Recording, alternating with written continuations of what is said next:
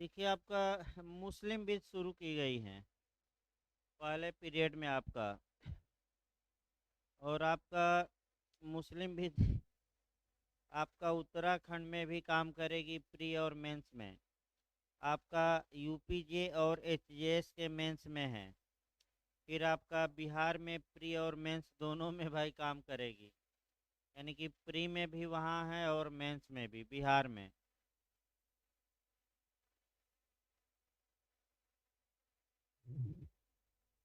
देखिए आपका अब तक जो बताया गया है कि मुस्लिम विध की या इस्लाम की उत्पत्ति कैसे हुई, ये हम डिटेल में लेक्चरों में बता दिए हैं।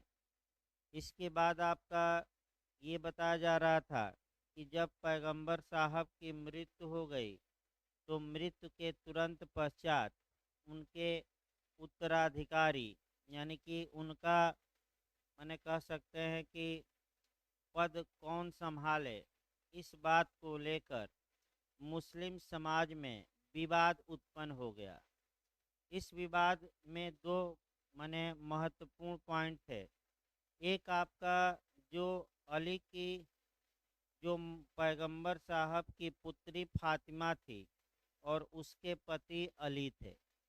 ये लोग ये चाह रहे थे कि जो पैगंबर साहब का उत्तराधिकारी हो वह इनके रक्त से रिलेटेड होना चाहिए। और चूंकि उनकी पुत्री ही एक जीवित थी आपका फातिमा, और महिला होने के कारण उसे उत्तराधिकारी बनाया ही नहीं जा सकता था।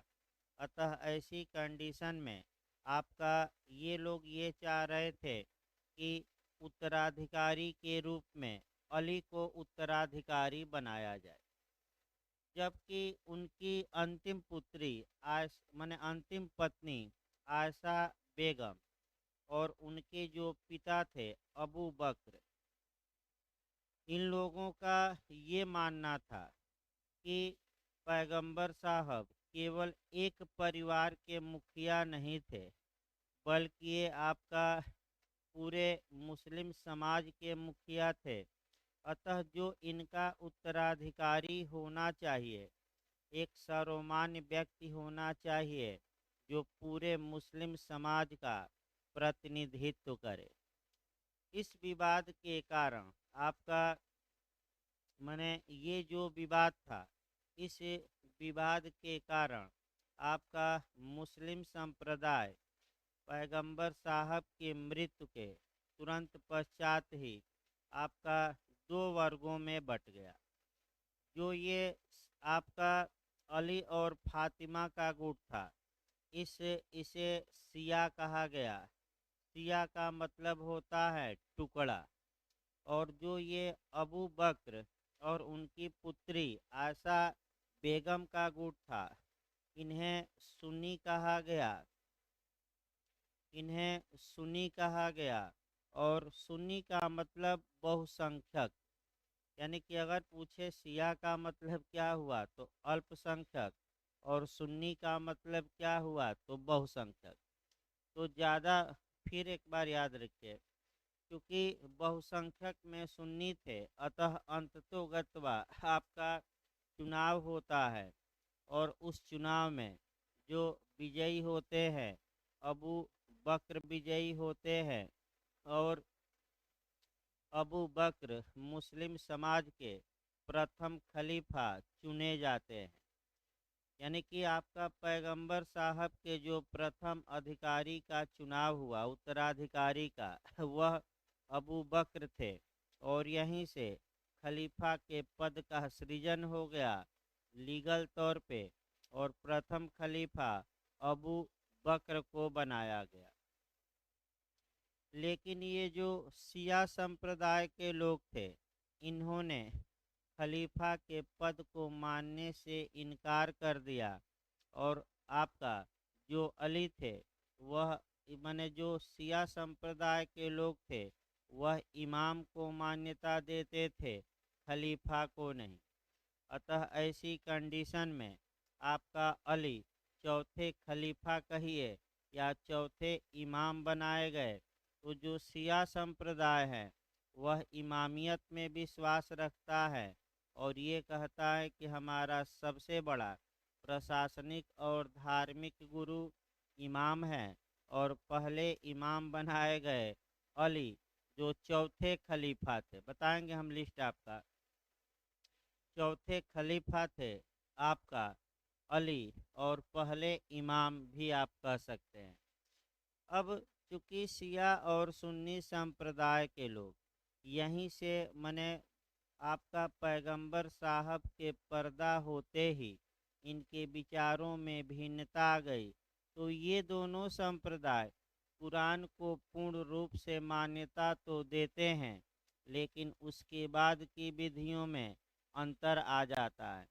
यानी कि जितने मुस्लिम हैं वह कुरान, चाहे वह किसी भी संप्रदाय का हो, किसी भी उप संप्रदाय का हो, एक लाइन जरूर याद रखिए, सभी संप्रदाय और उप संप्रदाय के जो मुस्लिम हैं वे सर्वोपरि ग्रंथ, अकाट्य ग्रंथ या निश्चायक सबूत कानून में कुरान को मानते हैं, लेकिन जो बातें कुरान में नहीं लिखी गई हैं उन बातों के बारे में, कुछ बातों के बारे में शिया और सुन्नी आपका जो ये स्कूल हैं, पद्धतियाँ या संप्रदाय कहिए, इनके विचारों में अंतर है। तो जो आपका क्वेश्चन बनता है कि शिया और सुन्नी के विचारों में क्या अंतर है, इनके नियमों में क्या अंतर है, और हमें लगता है कि प्री में बिहार में जाकर आप पेपर बने एक बार देखिएगा बिहार के लिए भी, तो प्री में बिहार में 3 क्वेश्चन या 4 क्वेश्चन कम से कम जो हम अंतर बता रहे हैं इसी में छिपा हुआ है। और आपका मेंस में भी ये काम करेगा। अंतर 20-25 अंतर है, थोड़ा लंबा अंतर है शिया सुन्नी में, लगभग 20 से 25 अंतर आपका पढ़ना है। और मेंस में भी लगातार ये आता रहता है क्वेश्चन, और इंटरव्यू में प्री में 3 या 4 क्वेश्चन आपको मिलेगा प्री में। क्योंकि बिहार में मैं फिर बता दूं, आपका जो बिहार में क्वेश्चन आता है हिंदू लॉ और मुस्लिम लॉ से दोनों से मिलाकर 20 से 25 क्वेश्चन, फिर कॉन्ट्रैक्ट से आपका माने 10 से 15 क्वेश्चन के बीच में, फिर टाट से 10 से 15 क्वेश्चन के बीच में, और जो छोटे छोटे कानून हैं 3, 4, 5, यानी कि 3, 4, 5 क्वेश्चन आते हैं। तो प्रयास ये करिए भाई यूपी मेंस भी चलता रहे और उसी में जो सब्जेक्ट भी पढ़ाए जाए थोड़ा प्री के लिए भी 2-4 लाइन आप तैयार रखते रहिए। अब ये न उत्तराखंड में भी आपका हिंदू ला मुस्लिम ला है, तो इतना तैयार करिए कि भाई आपका यूपी भी उत्तराखंड भी, और जहाँ जहाँ मुस्लिम ला हिंदू ला सिलेबस में है अब दोबारा न पढ़ना पड़े। तो आइए एक एक अंतर वहीं हम शुरू किए थे, फिर हम शुरू करते हैं अंतर। पहला जो शिया और सुन्नी संप्रदाय में अंतर हमने बताया था, आपका 3-4 अंतर बताए थे, फिर एक बार हम शुरुआत करते हैं। तो पहला अंतर आपका बताया गया था निकाह के मामले में, यानी कि मैरिज के मामले में, अर्थात विवाह के मामले में।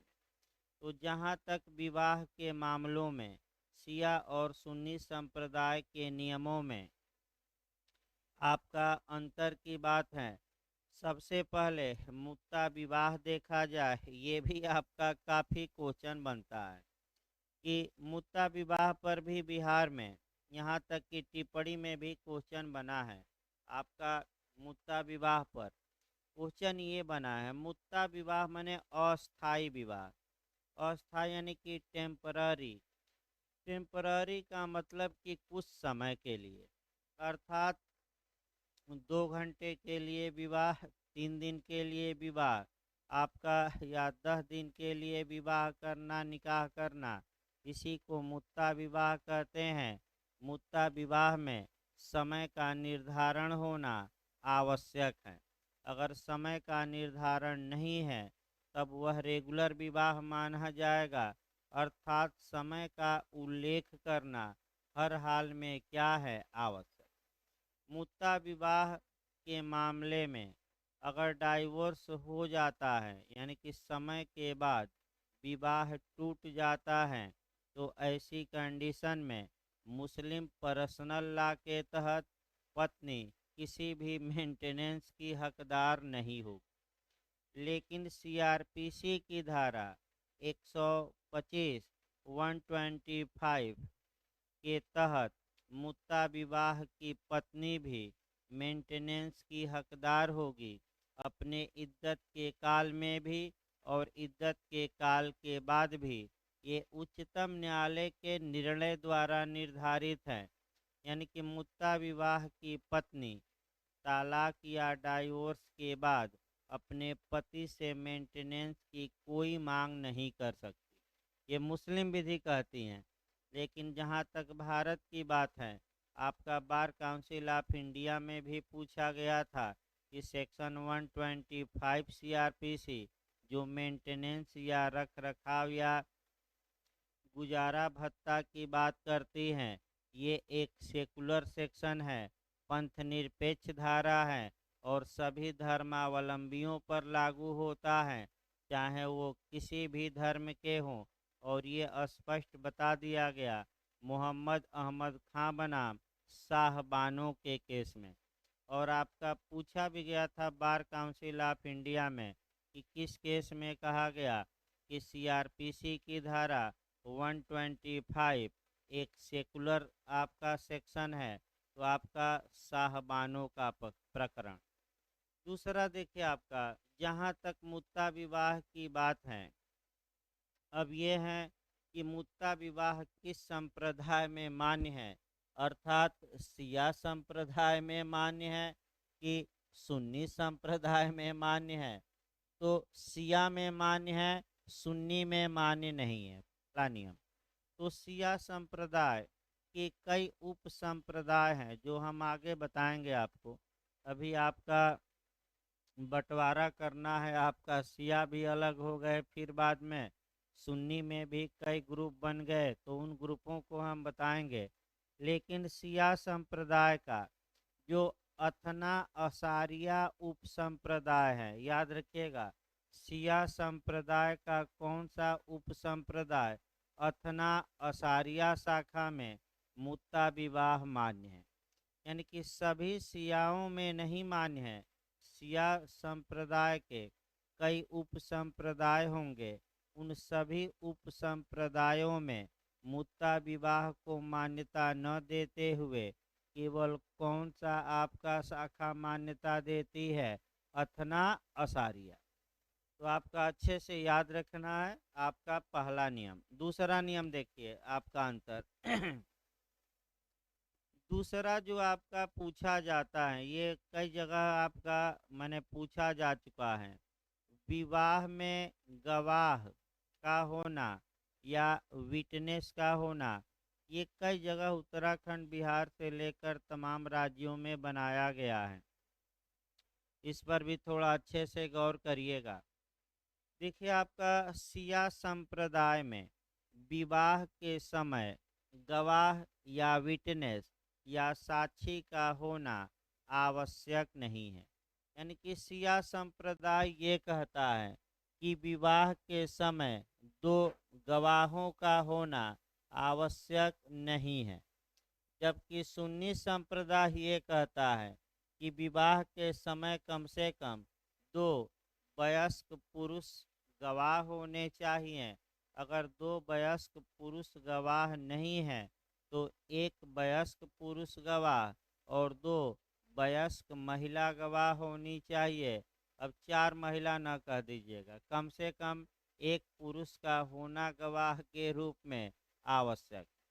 यानी कि इसका मतलब फिर एक बार भाई दिमाग में बैठाते रहिए, क्योंकि अंतर समय लगता है इसी में।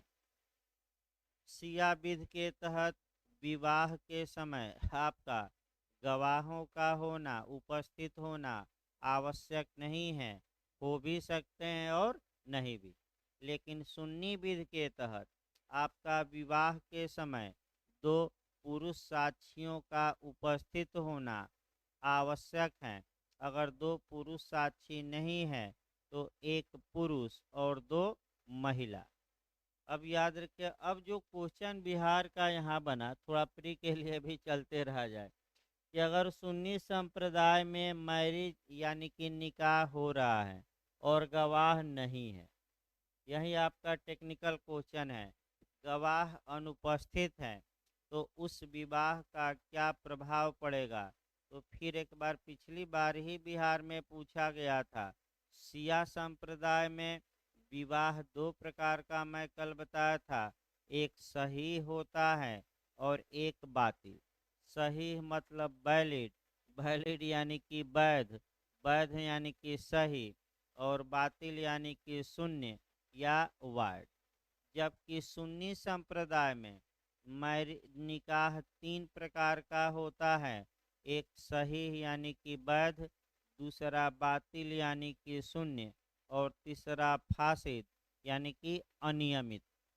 तो अब जो क्वेश्चन आपका बिहार में इत्यादि में बनता है, वह क्वेश्चन ये बनता है कि अगर सुन्नी विधि के तहत विवाह के समय गवाह उपस्थित नहीं है, तो उसका विवाह पर क्या प्रभाव पड़ेगा।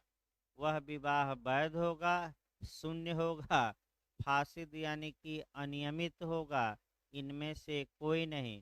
तो यह एक केवल अनियमितता होगी, यानी कि यह केवल आपका अनियमित वह विवाह होगा, और बाद में गवाहों को मने जोड़कर या गवाहों से गवाही दिलवाकर इस अनियमितता को, इस गलती को दूर किया जा सकेगा। अनियमित का मतलब ये हुआ कि कुछ फॉल्ट हैं, लेकिन उस फॉल्ट को, उस दोष को क्या किया जा सकता है, दूर। जैसे एक और हमने उदाहरण आपको बताया था, दूसरा उदाहरण देखिए, मुस्लिम विधि के तहत एक पुरुष भाई एक साथ आपका चार विवाहित स्त्रियों को रख सकता है, यानी कि चार स्त्रियों से एक साथ विवाह वह कर सकता है। अब समस्या ये है कि उसकी चार विवाहित पत्नियां हैं और वह पांचवी से विवाह करता है, तो यह विवाह का परिणाम क्या होगा।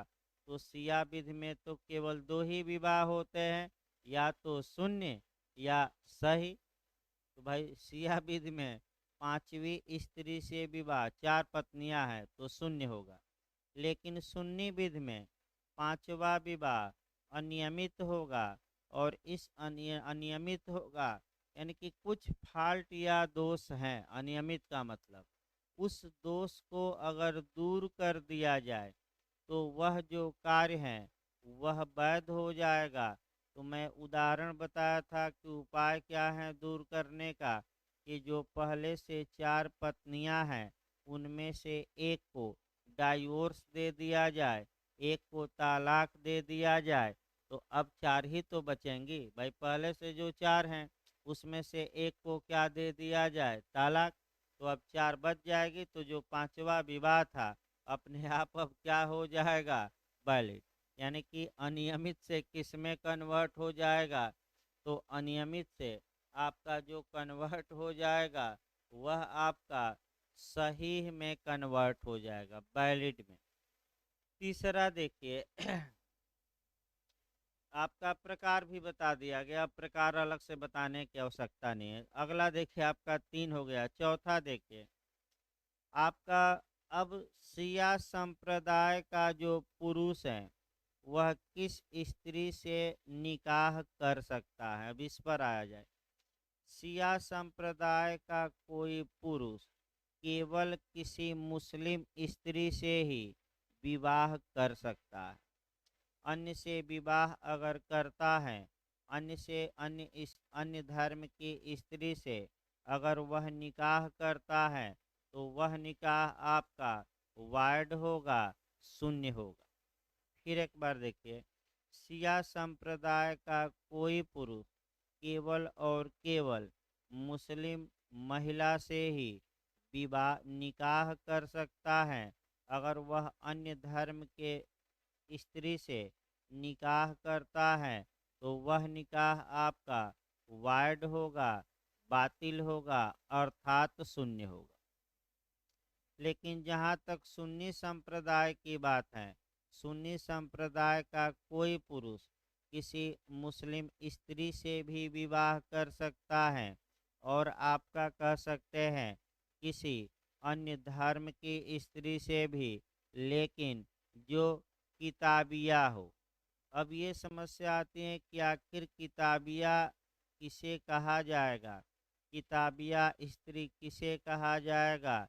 तो किताबिया स्त्री वह मानी जाती हैं जो अपने धर्म का प्रकटन दैवीय मानती हैं, यानी कि ये मानती हैं कि दैवी कृपा से हमारा धर्म ग्रंथ क्या हुआ है, उत्पन्न हुआ है। तो फिर एक बार याद रखिए, लेकिन यह नियम जहाँ तक भारत में भी हमें जोड़ते रहना है, जहाँ तक भारत की बात है, यह नियम भारत में लागू नहीं होता, क्योंकि भारत में स्पेशल मैरिज एक्ट 1954 बना है, यानी कि विशेष विवाह अधिनियम 1954 बना है, जिसके तहत कोई भी आपका जाति या धर्म का पुरुष किसी भी जाति धर्म संप्रदाय की महिला से विवाह कर सकता है, कोई रोक टोक नहीं। तो भारत में भी जोड़ते रहना, ये तो भाई मुस्लिम ला का नियम भले बताया जाए, वह भारत में कहाँ तक लागू होता है ये भी आपको साथ साथ ही जानना है। तो भारत में ये लागू नहीं होता। अब अगला अंतर देखा जाए आपका, अगला अंतर जो है वह गार्जियनशिप को लेकर है, यानी कि विवाह में संरक्षकता को लेकर। यहाँ भी बिहार में अच्छा क्वेश्चन आपका बना है।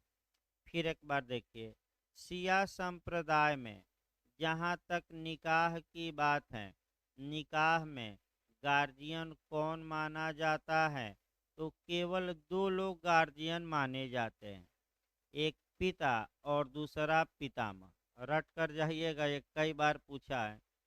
शिया संप्रदाय के अंतर्गत विवाह या निकाह के लिए जो गार्जियन होता है वह पिता होता है या पितामह होता है।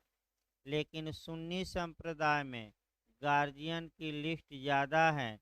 एक बार बिहार में क्रम बनाने के लिए पूछा था कि सुन्नी संप्रदाय के तहत निकाह के लिए गार्जियन की कौन सी लिस्ट सही है, तो उसमें तो आगे हम बताएंगे लिस्ट आपका, लेकिन अभी ये जानना है कि सुन्नी संप्रदाय में जो निकाह के लिए गार्जियन हो सकते हैं, पिता भी हो सकता है, पितामह भी, और अन्य रिश्तेदार भी, यानी कि अन्य लोग भी हो सकते हैं।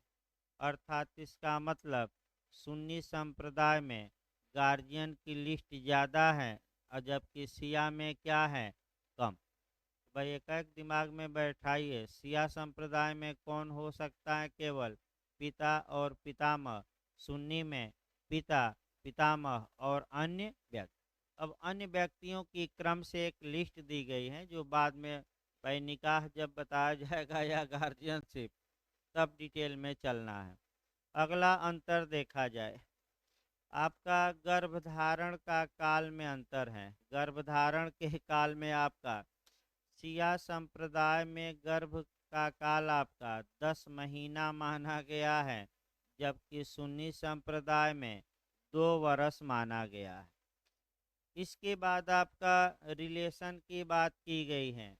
अगर शिया संप्रदाय के तहत पति और पत्नी आपका एक ही कमरे में अगर हैं अकेले, तो ऐसी दशा में ये माना जाता है कि उनके बीच संसर्ग या रिलेशन बन चुका है, जबकि सुन्नी संप्रदाय ये कहता है कि रिलेशन बना है कि नहीं, इसको अलग से प्रूफ करना पड़ेगा। तो रिलेशन बनने की उपधारणा शिया संप्रदाय में की जाती है, जबकि सुन्नी में ऐसी कोई उपधारणा नहीं की जाती।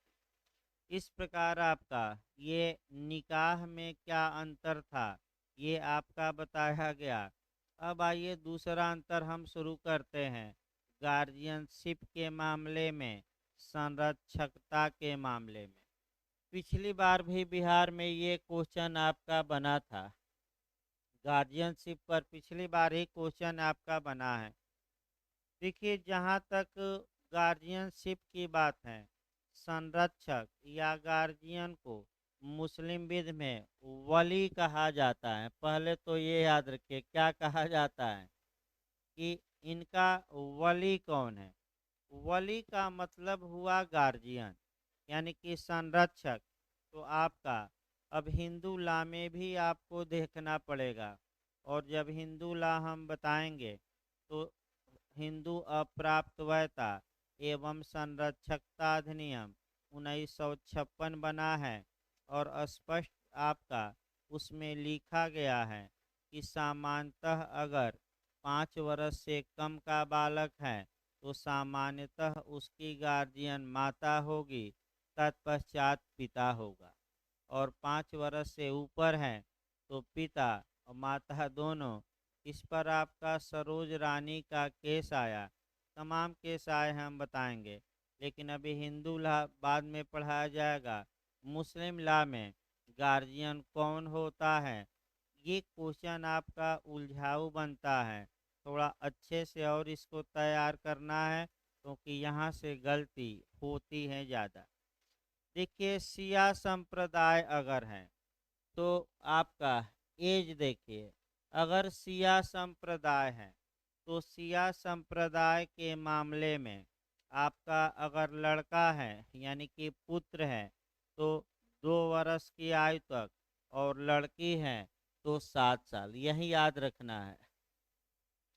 शिया संप्रदाय में अगर लड़का है और 2 वर्ष या से कम है तो उसकी गार्जियन माता होगी, और लड़की है तो अगर वह 7 वर्ष से कम है तो उसकी गार्जियन भी माता होगी।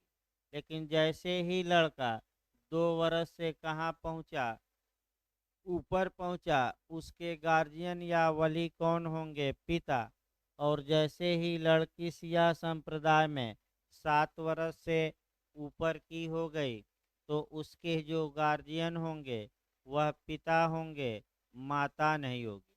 तो क्वेश्चन ये बना था कि आपका शिया संप्रदाय में माता कितने साल तक पुत्र की आपका संरक्षक मानी जाती है। तो पुत्र का आए तो 2 वर्ष मारिएगा, और इसी में पुत्री का दे दे तो 7 वर्ष। लेकिन सुन्नी संप्रदाय में, यानी कि जहाँ तक सुन्नी संप्रदाय का प्रश्न है, सुन्नी संप्रदाय में गार्जियनशिप में अंतर होता है। अगर लड़का है तो माता 7 वर्ष तक गार्जियन रहती है। ये भी बिहार में कई बार आया है कि अगर सुन्नी संप्रदाय में अगर लड़का है तो उस लड़के का वली या गार्जियन माता कब तक होती है, जब तक वह पुत्र 7 वर्ष की आयु पूर्ण न कर ले। यानी कि 7 वर्ष तक उसकी गार्जियन कौन मानी जाती है, माता। ये सुन्नी विध में चल रहा है। जहाँ तक लड़की की बात है, पुत्री की बात है, बुलुग होने तक। बुलुग का मतलब होता है मेजर। मेजर यानी कि वयस्क, यानी कि लड़की के बुलुग होने, बुलुग यानी कि आपका मेजर होने, मेजर माने प्राप्त वय होने, प्राप्त वय मतलब वयस्क होने तक जो गार्जियन मानी जाती है सुन्नी विधि में, वह माता मानी जाती है। अब आपका मुस्लिम विधि में कोई व्यक्ति कब बुलुग या वयस्क माना जाएगा, तो सामान्यतः मुस्लिम विधि में आपका अगर कोई पुरुष या स्त्री 15 वर्ष की हो गई तो ये माना जाता है कि वह बुलुग हो गया है। बुलुग यानी कि वयस्क हो गया है। तो फिर एक बार याद रखिए, यानी कि सुन्नी संप्रदाय में आपका अगर पुत्र है तो 7 वर्ष तक उसकी गार्जियन माता होगी, और पुत्री है तो आपका कितने समय तक उसकी गार्जियन माता होगी, जब तक पुत्री वयस्क न हो जाए।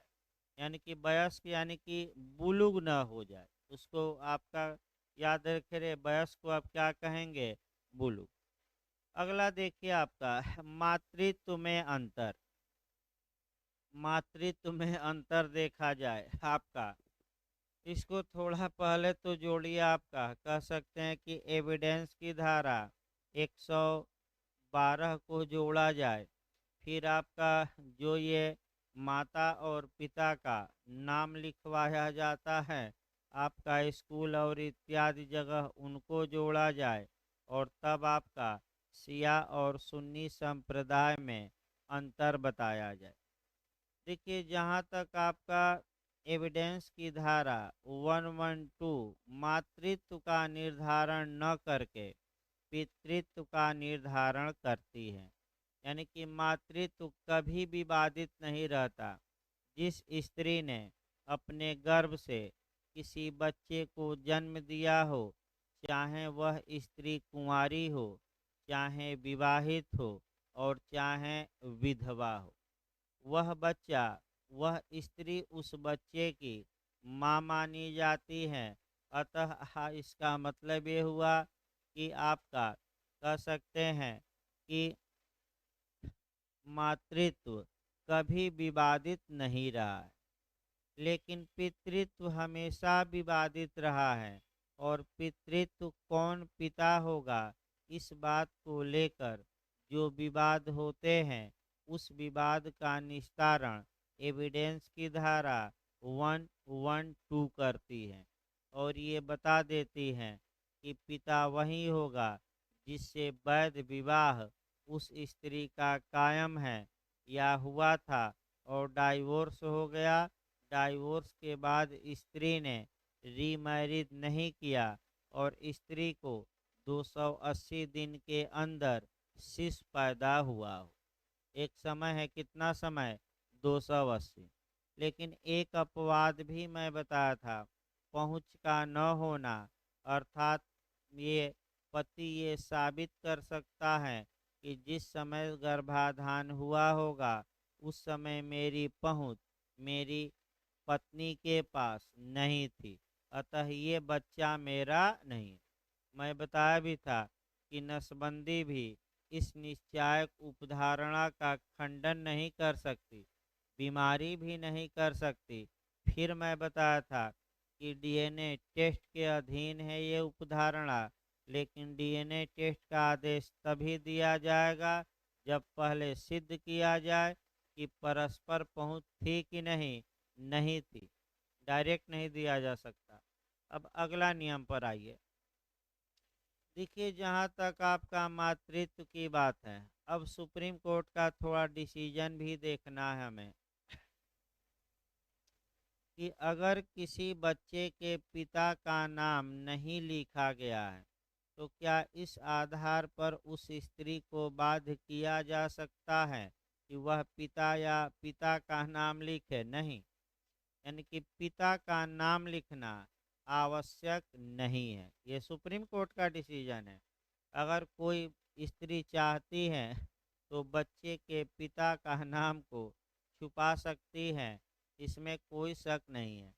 ये नहीं कि स्कूल में आप पिता का नाम का कॉलम छोड़ दिए तो आप कपट नहीं किए और इसके कारण आपका फार्म रिजेक्ट नहीं होगा। और रिजेक्ट होता है तो सुप्रीम कोर्ट का डिसीजन क्या है, आपका विद्यमान है कि पिता का नाम लिखना आवश्यक नहीं है। ये आपका सुप्रीम कोर्ट का निर्णय है। अब आइए मुस्लिम विध में देखा जाए। जहाँ तक मुस्लिम विध की बात है, अगर कोई कुंवारी स्त्री को कोई शिशु पैदा होता है तो समस्या ये है कि शिया विध क्या मानती है और सुन्नी विध क्या मानती है।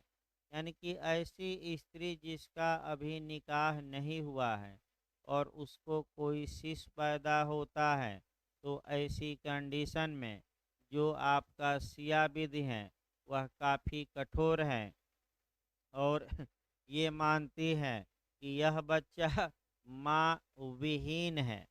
माँ विहीन का मतलब ये हुआ कि इस बच्चे की कोई माता नहीं है। यानी कि शिया संप्रदाय ये मानता है कि अगर किसी कोई स्त्री है, कुंवारी है, और उसको कोई शिशु पैदा होता है तो वह शिशु अनाथ माना जाएगा। अनाथ का मतलब ये हुआ कि ये माना जाएगा कि ये माँ विहीन है, इसकी कोई माँ नहीं। जबकि सुन्नी संप्रदाय ऐसा नहीं मानता और ये मानता है कि जिस स्त्री ने, भले वह कुंवारी हो, अपने गर्भ से बच्चे को जन्म दिया है, वह माता मानी जाएगी। तो बताइए, कठोर किसका नियम है? सिया का। और उदारवादी नियम आपका किसका आ गया? आपका कह सकते हैं कि सुन्नी का। अगला अंतर देखा जाए आपका, जहाँ तक आपका अगले अंतरों की बात है, आइए आपका देखा जाए, कह सकते हैं ये।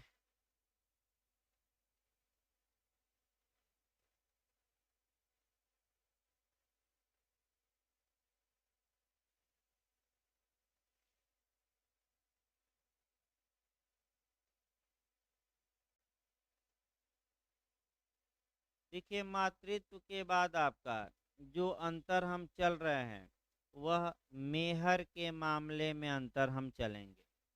अब ये है कि भाई मेहर होता क्या है, डावर होता क्या है आपका। ये थोड़ा मेहर के बारे में समझिए, दो चार लाइन, तब आपका अंतर बताया जाए, क्योंकि यहाँ से भी आपका क्वेश्चन बनता है।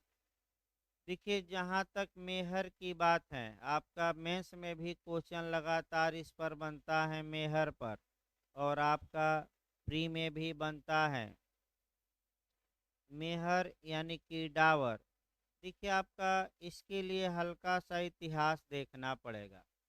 इसका इतिहास ये है कि पैगंबर साहब या इस्लाम की उत्पत्ति के पूर्व आपका विवाह होते तो थे, लेकिन विवाह नामक संस्था का अभाव था। अरब समाज में हम बताएंगे चार प्रकार के विवाह प्रचलित थे। आपका कह सकते हैं वह चार प्रकार का विवाह हम निकाह बताएंगे कि कौन कौन से चार प्रकार के निकाह प्रचलित थे। आपका एक पुरुष अनगिनत स्त्रियों से निकाह कर सकता था, कोई रोक टोक नहीं था। जब मन करे तब स्त्री को छोड़ सकता था, इस पर भी कोई प्रतिबंध पुरुष पर नहीं था। अब समस्या ये आती थी कि जब मन करे तब, यानी कि जब इच्छा करे तब भाई आपका बंधन को तोड़ दिया जाए। ऐसी कंडीशन में जो स्त्री होती थी उसके बच्चे होते थे, पालन पोषण आपका दिक्कत होती थी, अनाथ हो जाते थे बच्चे, और पालन पोषण कैसे किया जाए ये समस्या आती थी। तो पैगंबर साहब ने एक नियम बनाया, और वह नियम ये बनाया कि जब विवाह हो तो पति द्वारा पत्नी को कुछ रकम दी जाए। यानी कि आपका पति द्वारा नहीं, किसके द्वारा? पति द्वारा पत्नी को कुछ रकम दी जाए। ये विवाह के सम्मान में दिया जाए, निकाह के सम्मान में दिया जाता है। आपका इसका मुख्य उद्देश्य ये है कि जो पति को आपका असीमित अधिकार है तलाक देने का, उस अधिकार पर थोड़ा प्रतिबंध लगे। पति तलाक देने से पहले 100 बार ये सोचे कि अगर हम तलाक देते हैं तो ये जो मेहर है या ये जो धन है, हमें पत्नी को क्या करना पड़ेगा? देना पड़ेगा। यानी कि एक तो स्त्रियों को सुरक्षा दी जाए, तलाक पर आपका माने कुछ पति के अधिकार पर प्रतिबंध लगाया जाए, और संकट काल में ये पैसा स्त्री के क्या आए काम। जब दहेज अधिनियम 1961 बनने लगा तो समस्या अब ये आई कि क्या इस मेहर को, इस डावर को क्या दहेज की कटघरी में रखा जाए कि नहीं। इस पर काफ़ी विवाद हुआ। विवाद के कारण आपका मैं बता दूं, काफ़ी इस बात को लेकर डिस्प्यूट उत्पन्न हुआ कि जो डावर या मेहर है, जो पति द्वारा विवाह के सम्मान के रूप में, विवाह के परिणाम स्वरूप पत्नी को जो धन देने का वादा किया जाता है, क्या ये जो रकम है, क्या इसे डावरी यानी कि दहेज माना जाए कि नहीं। तो आपका दहेज प्रतिषेध अधिनियम, इस बात को लेकर भारत की संसद में पक्ष और विपक्ष में काफ़ी विवाद उत्पन्न हो गया। तत्पश्चात आपका लोकसभा राज्यसभा एड आइडम यानी कि एक भाव पर एक बात में एक भाव पर रजामंद नहीं हो पा रही थी, तो सर्वप्रथम अनुच्छेद 108 के तहत ज्वाइंट सिटिंग या संयुक्त बैठक बुलानी पड़ी लोकसभा और राज्यसभा, और दहेज प्रतिषेध अधिनियम 1961 पास किया गया और मेहर को आपका दहेज की कैटेगरी में नहीं रखा गया। याद रखिए, मेहर यहाँ तक, हाँ, मेहर दो प्रकार का होता है।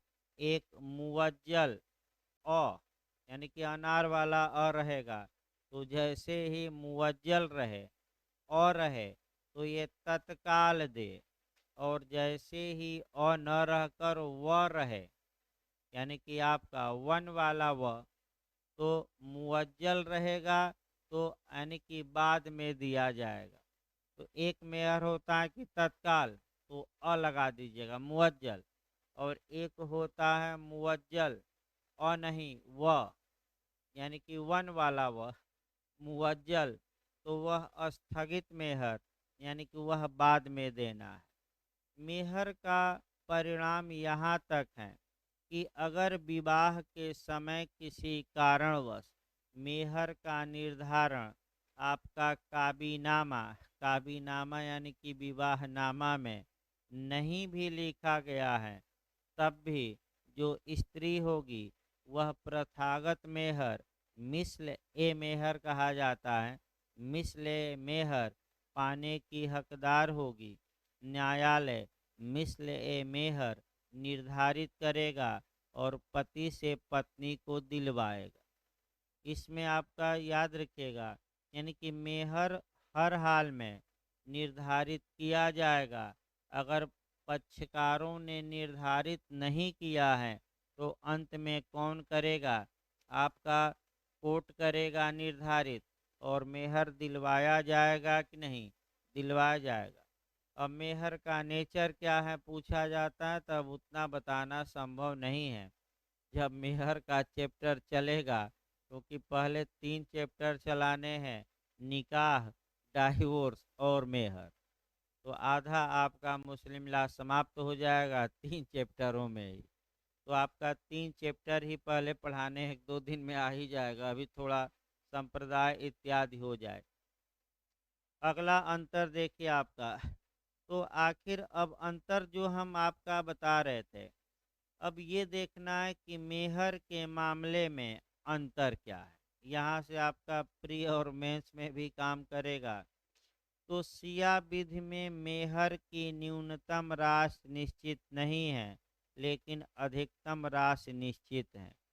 यानी कि आपका जहाँ तक सिया संप्रदाय की बात है, मेहर कम से कम कितना हो सकता है ये निश्चित नहीं है, लेकिन अधिकतम कितना हो सकता है ये आपका निश्चित है, 500 दिरहम।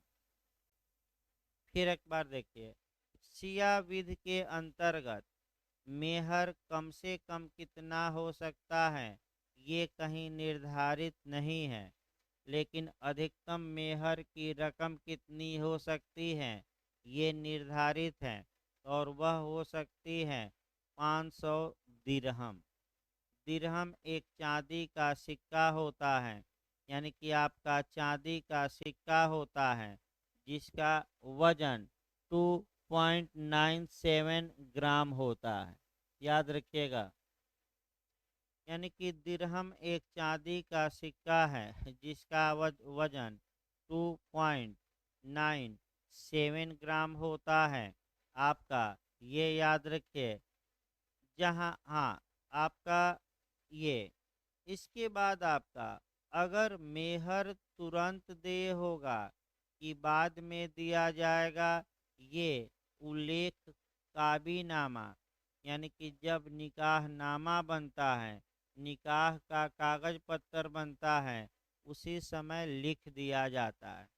अगर नहीं लिखा गया है तो आपका कुल मेहर तुरंत दे होगा, यानी कि आपका कह सकते हैं कि मुअज्जल होगा।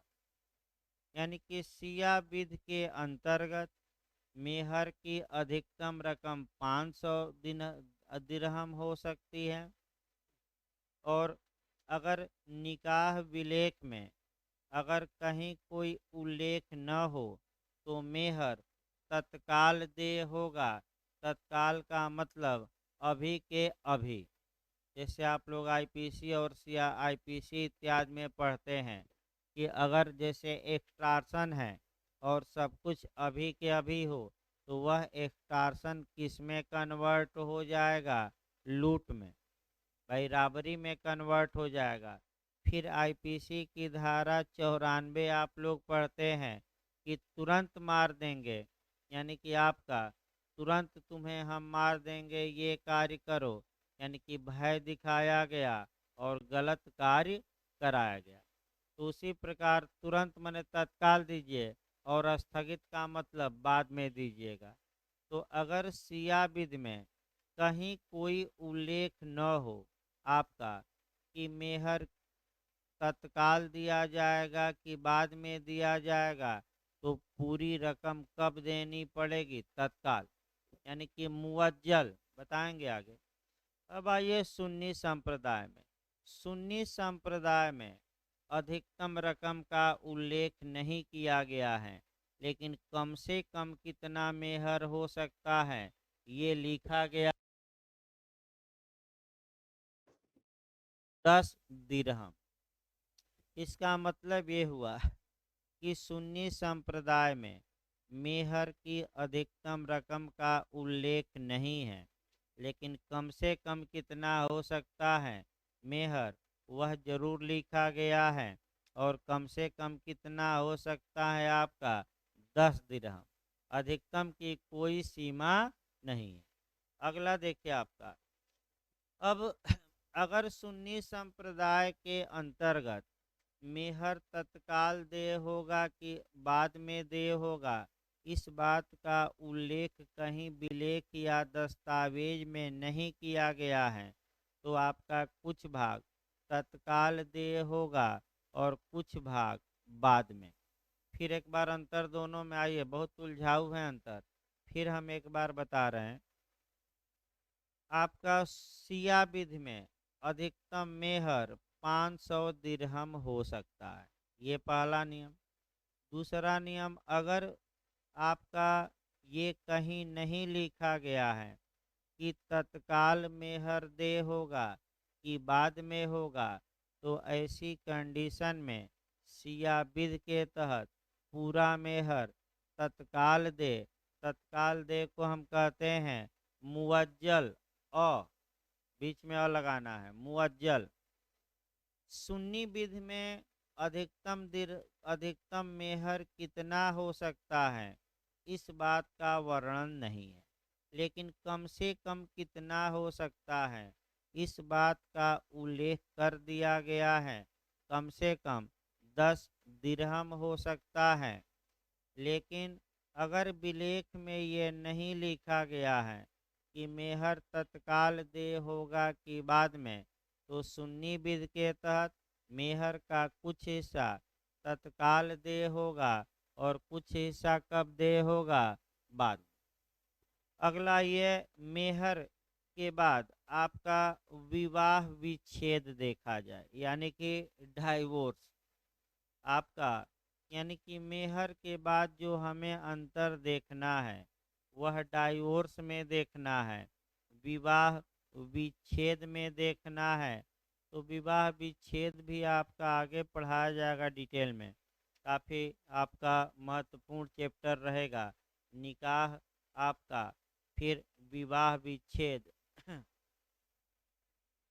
देखिए आपका जहाँ तक विवाह विच्छेद की बात है, अब आइए तलाक पर आया जाए कि शिया संप्रदाय में क्या अंतर है, सुन्नी संप्रदाय में क्या अंतर है, इस पर थोड़ा गौर किया जाए। शिया संप्रदाय में तलाक मौखिक दिया जाएगा, यानी कि शिया संप्रदाय के आपका शिया संप्रदाय में जो तलाक दिया जाएगा, इंग्लिश में भी तलाक ही कहते हैं। तलाक का शाब्दिक अर्थ होता है, आगे तो बताया जाएगा डिटेल में, लेकिन थोड़ा थोड़ा जानते रहिए अंतर में भी।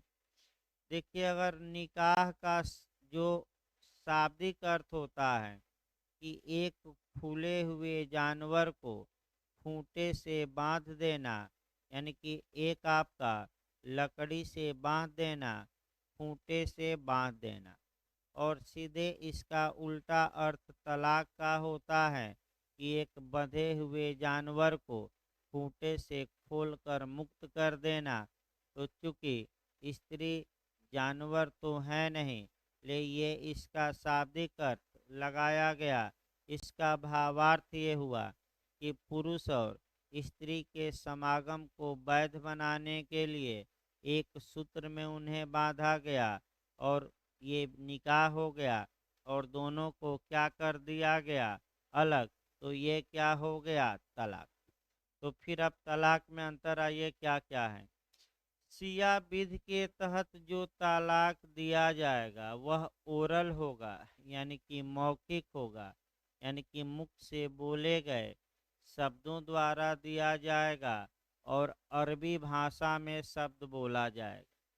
शिया विधि में तलाक मौखिक दिया जाएगा, अरबी भाषा में शब्द बोले जाएंगे। लेकिन यदि कोई व्यक्ति बोलने में असमर्थ है तो वह लिखकर तलाक दे सकता है।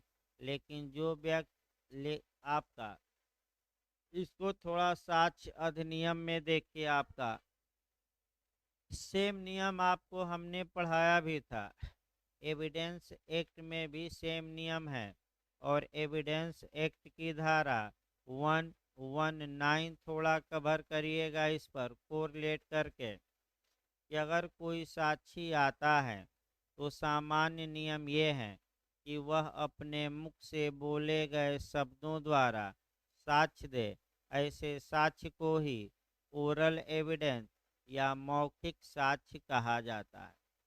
तो लेकिन जब कोई साक्षी बोलने में असमर्थ है तो वह खुले न्यायालय में संकेत द्वारा या चिन्ह बनाकर या लिखकर अपना साक्ष्य दे सकता है। लेकिन जो ये चिन्ह बना रहा है, जो ये संकेत दे रहा है, या आपका जो ये लिख रहा है, इसे दस्तावेजी साक्ष्य न मानकर मौखिक साक्ष्य ही माना जाए। ये मैं बताया था। तो यहाँ भी वही नियम है कि शिया संप्रदाय में तलाक मौखिक दिया जाएगा।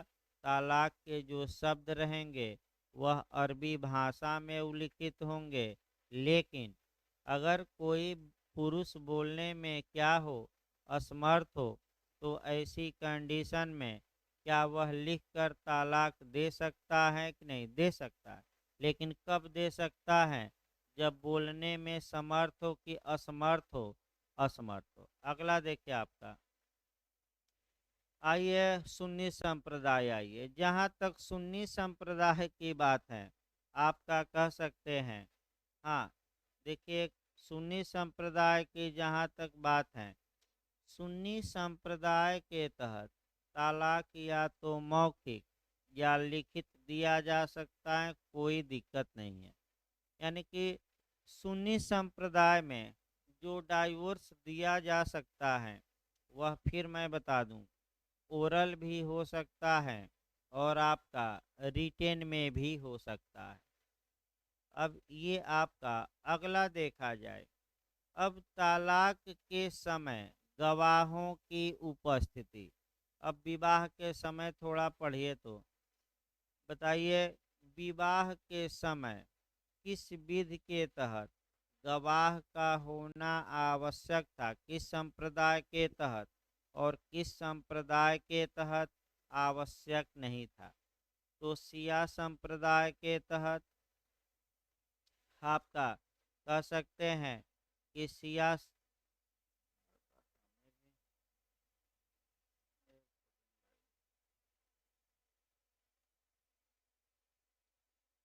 शिया संप्रदाय के समय विवाह के समय शिया संप्रदाय में साक्षी का होना आवश्यक नहीं था, जबकि सुन्नी संप्रदाय में निकाह के समय दो साक्षियों का होना आवश्यक था। अब जब आप तलाक करवाइएगा तो सीधे इसके उल्टा नियम लगाइएगा। यानी कि जब आप डाइवोर्स में आइएगा या तलाक पढ़िएगा तो सीधे निकाह के उल्टा नियम चलिएगा कि सुन्नी संप्रदाय के तहत तलाक के समय दो गवाहों का होना अनिवार्य आवश्यक है, जबकि सुन्नी संप्रदाय के तहत तलाक के समय गवाहों का होना आवश्यक नहीं। खूब कन्फ्यूजन ये होता है। फिर एक बार हम बता रहे हैं, जब मैरिज का पूछे तो शिया संप्रदाय में दो साक्षियों का होना आवश्यक नहीं था, लेकिन सुन्नी संप्रदाय में दो गवाहों का होना क्या है, विवाह या निकाह के समय आवश्यक। यही बात अगर तालाक में पूछ ले तो तालाक में सीधे इसका उल्टा नियम लगाइएगा कि शिया संप्रदाय के तहत दो तालाक के समय दो गवाहों का होना आवश्यक है, जबकि सुन्नी संप्रदाय के तहत गवाहों की तालाक देते समय कोई आवश्यकता नहीं है। ये दोनों उल्टा चल रहा है। निकाह में नियम अलग था तो तालाक में क्या हो गया, अलग। ध्रुव विरोधी नियम चल रहा है। अगला देखिए आपका, अगला जो इसमें आपका अगला पॉइंट देखा जाए, तलाक उल विद्दत। देखिए आपका तलाक कई प्रकार का होता है, वो बताया जाएगा। एक तलाक उल सुन्नत होता है, तलाक उल विद्दत होता है। तो तलाक उल सुन्नत चाहे शिया संप्रदाय हो या सुन्नी संप्रदाय हो, तलाक उल सुन्नत को दोनों संप्रदाय मान्यता देते हैं आपका। यानी कि सुन्नत का मतलब ये हुआ कि आपका सुन्नत का मतलब हुआ परंपरा कह सकते हैं, हम बताएंगे आगे। लेकिन जहाँ तक तलाक उल विद्दत की बात है आपका, तलाक उल विद्दत को कौन मान्यता प्रदान नहीं करता और कौन मान्यता प्रदान करता है, तो तलाक उल विद्दत को शिया संप्रदाय मान्यता प्रदान नहीं करता, जबकि सुन्नी संप्रदाय मान्यता प्रदान करता है। इसको आगे और बताया जाएगा। अगला ये अब आपका जो पूछा जाता है, ये जो अगला क्वेश्चन हम बता रहे हैं, अंतर आपका डाइवोर्स देन माने तलाक में, ये आपका ज़्यादा पूछा गया है। थोड़ा इस पर गौर करना है अच्छे से।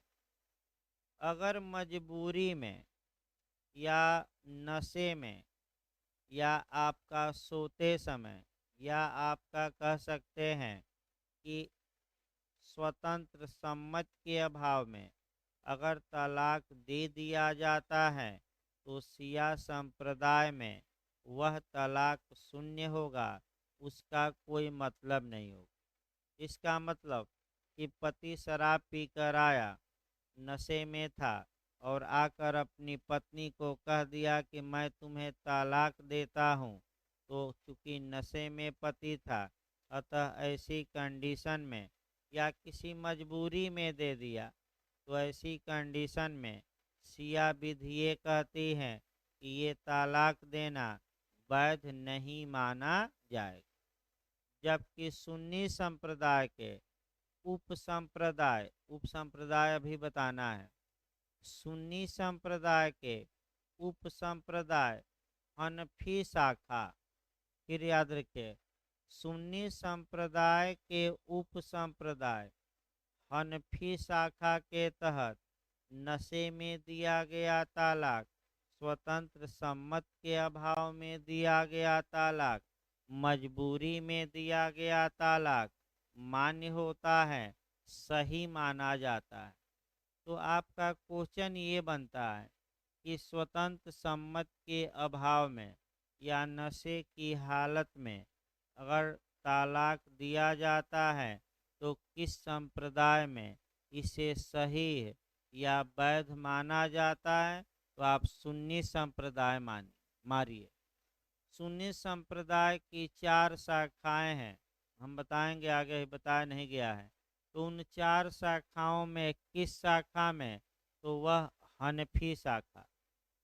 वह कौन सी शाखा है? हनफी। अब ह न फी।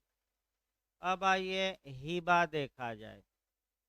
अगला अंतर जो हम देखेंगे, आपका हिबा देखेंगे। हिबा यानी कि दान। तो दान के बारे में पहले कुछ आपका नियम जानिए, तब तो दान बताया जाए। देखिए, आपका जो पैगंबर साहब ने ये वाक्य कहा कि एक दूसरे को तुम लोग भेंटे दिया करो, उपहार दिया करो, और ताकि प्रेम व्यवहार आगे बढ़े। तो ऐसी कंडीशन में यहीं से आपका मैं बता दूं, हिबा या गिफ्ट या उपहार या भेंट या दान का मुस्लिम विधि में प्रचलन हुआ। अब वो दान का आगे बताएंगे, कहानी ज़्यादा, क्योंकि एक लाइन ही चूंकि अंतर चल रहा है, पूरा चैप्टर नहीं चल रहा है, और अंतर में हल्का सा ही बताया जा सकता है, इतिहास पूरा नहीं बताया जा सकता। तो जहाँ तक दान की बात है, पहले दान को मुस्लिम ला से न समझते हुए पहले आपका सामान्यतः समझिए, तब आपका और चीज़ें हम बताएं। दान एक ऐसा संव्यवहार है जिसमें एवज में, एवज यानी कि बदले में, बदले यानी कि आपका कह सकते हैं कि उत्तर में, उत्तर का मतलब जवाब में, या दूसरे पक्षकार से कुछ लिया नहीं जाता, न तो धन लिया जाता है न वस्तु लिया जाता है। यानी कि हिबा या दान एक ऐसा संव्यवहार है कि जहाँ एक पक्षकार दूसरे को कोई चल या अचल संपत्ति तो देता है, लेकिन उस संपत्ति के बदले या धन के बदले दूसरे पक्षकार से कुछ कंसीडरेशन, कॉन्टेक्ट में लीगल भाषा में आइए, कुछ कंसीडरेशन या कुछ प्रतिफल या कुछ मूल्य नहीं लेता। अब तुरंत आप देखिए, भारतीय संविदा अधिनियम की धारा 25 पर थोड़ा गौर करिए। कॉन्ट्रैक्ट एक्ट की धारा 25 न्यूडम पैक्टम के बारे में बताती हैं, नंगा करार बताती हैं, अर्थात प्रतिफल रहित करार बताती हैं, अर्थात ऐसा करार जिसमें कंसिडरेशन न हो, ऐसा करार शून्य होगा, वाइड होगा। लेकिन, लेकिन भी लगाना है, लेकिन यह विधि का पूर्ण नियम नहीं है। धारा 25 कॉन्ट्रैक्ट में ही इसके 3 अपवाद और 2 एक्सप्लेशन दिए गए।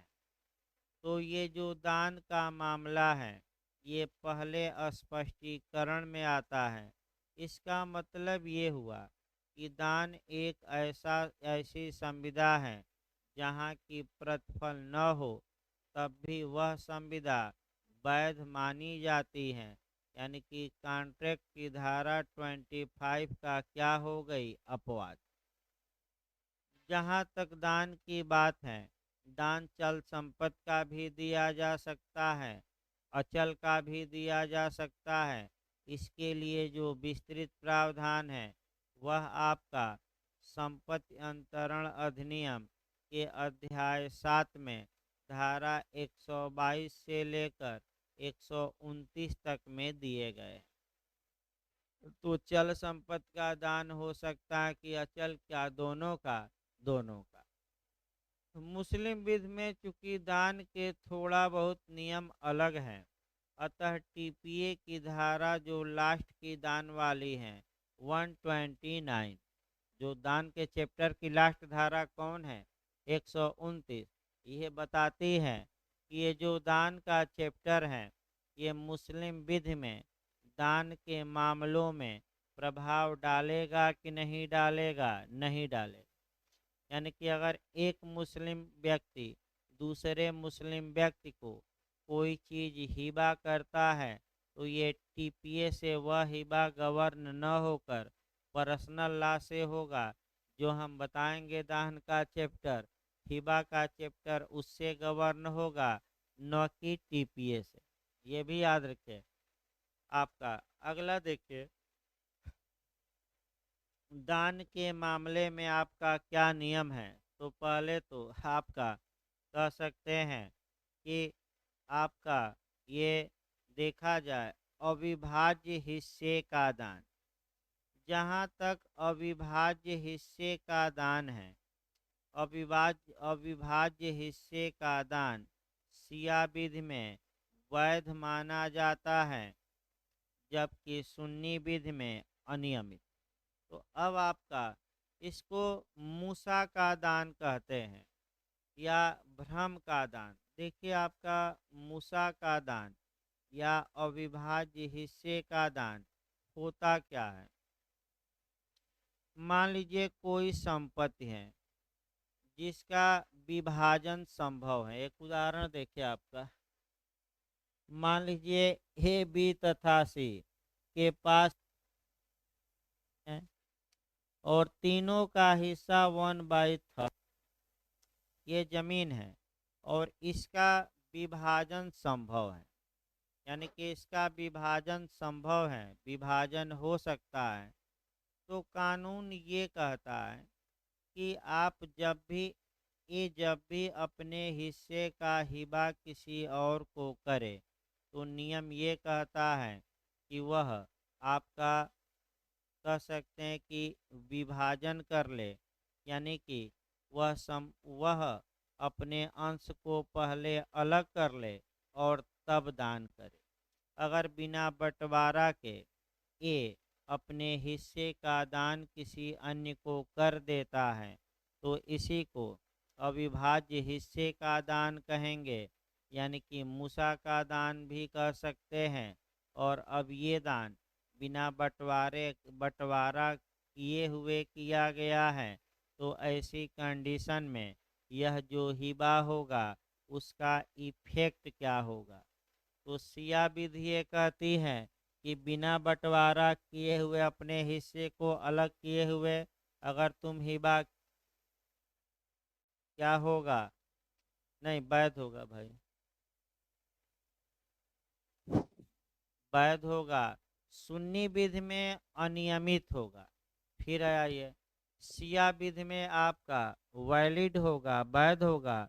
और सुन्नी विधि में क्या होगा? अनियमित। अनियमित का मतलब ये हुआ कि कुछ फॉल्ट हैं और उस फॉल्ट को दूर किया जा सकता है। तो बताइए कैसे दूर किया जाएगा इस अनियमितता को? तो दान दे दे सुन्नी संप्रदाय में और दान के बाद अपने हिस्से को अलग कर दे, तो जैसे ही एक का हिस्सा क्या होता है? अलग। वह अनियमितता दूर हो गई कि बनी हुई है?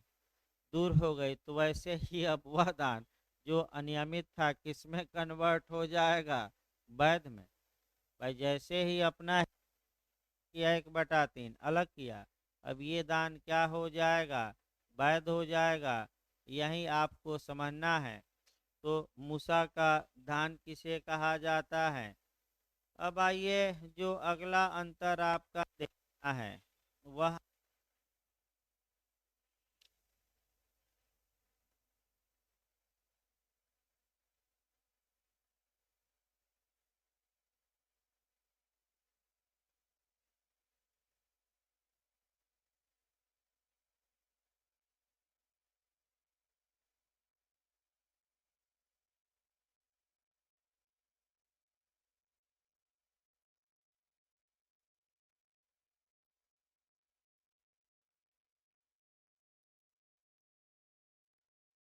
देखिए अगला अंतर वक्फ में भी भाई देखा जाए आपका, वक्फ में पिछली बार आपका बिहार में क्वेश्चन ही आया था जो हम बता रहे हैं।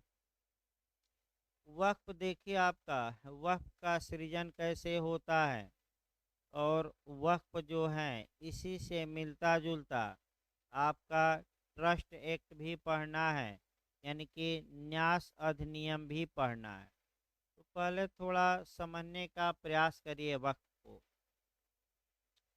देखिए आपका अबू बक्र जो पहले खलीफा थे आपका, उस समय अरब समाज में आपने देखा कि 630 ईस्वी में आपका पैगंबर साहब मदीना से मक्का के लिए रवाना हुए, और मक्का को उन्होंने 630 ईस्वी में क्या किया, जीत लिया। अब समस्या ये था कि युद्ध में तमाम चीज़ें जीती जाती हैं, तो तमाम आपका ज़मीन मिल गई, तमाम हथियार मिल गए, तमाम पशु मिल गए, तमाम लोग खेत या मारे गए युद्ध में, खेत हो गए। ऐसी कंडीशन में जो ये ज़मीनें मिली थी, या जो पशु मिले थे, हथियार मिले थे, या सामग्रियां मिली थी, उनका क्या किया जाए। तो एक बार अबू बक्र ने आपका पैगंबर साहब से पूछा कि हजूर, ये खैबर प्रांत में ज़मीन का एक टुकड़ा हमने पाया है, जीता है, पाया है, तो इसका अच्छा प्रयोग कैसे हम करें, यानी इसका अच्छा प्रयोग कैसे किया जाए। तो पैगंबर साहब ने ये कहा था कि इसके असल को, असल मतलब इसके मूल को, मूल यानी कि जमीन को, इसके असल को बांध दो, और इससे जो फलाभ हो, माने इससे जो लाभ उत्पन्न हो, उस लाभ को भाई जनता के कल्याण के लिए, समाज के कल्याण के लिए, अपने कल्याण के लिए, अपने परिवार के कल्याण के लिए यूज करो। यानी कि इसका मतलब ये हुआ कि तुम जमीन को एक जगह बांध दो, और उस जमीन से उत्पन्न लाभ का प्रयोग तुम जनता की भलाई के लिए, या अपने परिवार की भलाई के लिए, यानी कि इसको हम कहते हैं फैमिली वक्फ, पारिवारिक वक्फ, यानी कि अपने परिवार की भलाई के लिए करो। यहीं से वक्फ की शुरुआत होती है। अब जो वक्फ की संपत्ति होती है, बाद में अब ये माना जाने लगा कि ये जो वक्फ में असल या मूल संपत्ति को बांधा जाता है, तो मूल संपत्ति का जो ओनरशिप है, जो स्वामित्व है, वह अल्लाह में निहित हो जाता है, और अल्लाह के बंदे के तौर पर अल्लाह की ओर से कार्य करने के लिए एक व्यक्ति नियुक्त किया जाता है, जिसे मुतवल्ली कहा जाता है। और वह व्यक्ति अल्लाह के बंदे के तौर पर अल्लाह की ओर से वक्फ की देख रेख करता है, और वह संपत्ति जो वक्फ में चली गई, अब ट्रांसफ़र नहीं हो सकती।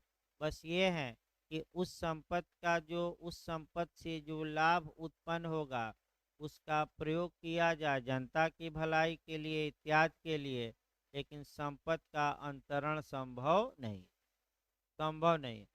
यहीं से वक्फ की शुरुआत होती है आपका। धीरे धीरे आपका वर्तमान समय आ जाता है, और आप जानते भी हैं कि सबसे ज़्यादा जो दुरुपयोग किया गया है, वह वक्फ संपत्ति का ही किया गया है। लोग अपना संपत्ति बचाने के लिए वक्फ बना दिए। कहीं मुतवल्ली हजारों एकड़ का आपका ये है मालिक, और मनमाने तरीके से अल्लाह के नाम पर उसका दुरुपयोग कर रहा है।